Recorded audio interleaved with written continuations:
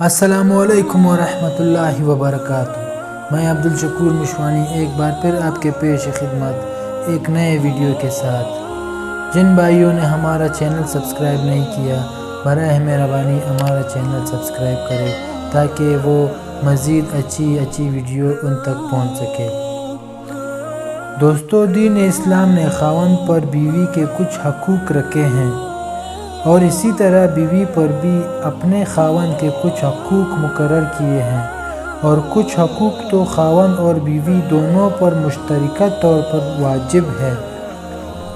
پہلے صرف بیوی کے خاص حقوق پر نظر ڈالتے ہیں، جو حقوق انہیں قرآن و سنت نے دی ہیں۔ بیوی کے اپنے خاوند پر مالی حقوق بھی ہیں، جن میں مہر، نفقہ اور رہائش شامل ہے، اور حقوق غیر مالی بھی ہے، جن میں بیویوں کے درمیان تقسیم میں عدل و انصاف کرنا، اچھے اور احسن انداز میں بود باش اور معاشرت کرنا، بیوی کو تکلیف نہ دینا۔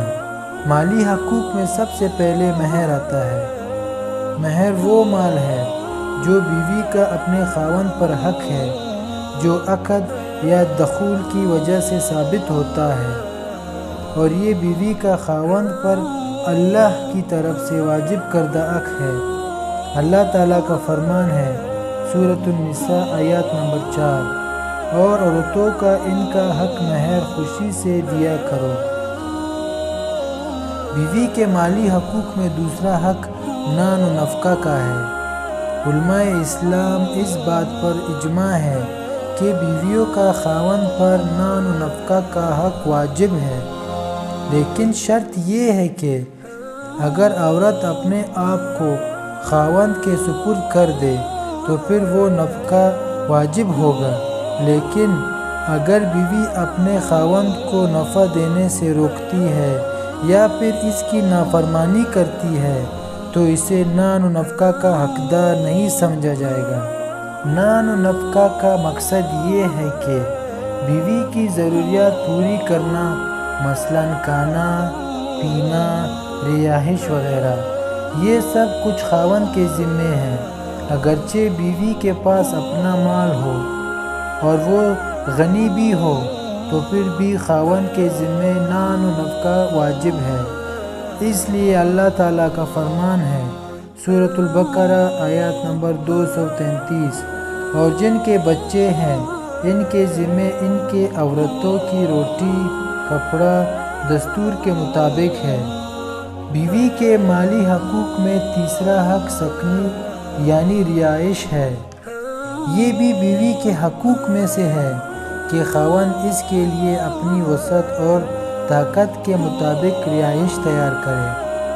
اللہ تعالیٰ کا فرمان ہے، سورۃ الطلاق آیات نمبر 6، تم اپنی طاقت کے مطابق جہاں تم رہتے ہو وہاں انہیں بھی رہائش پذیر کرو۔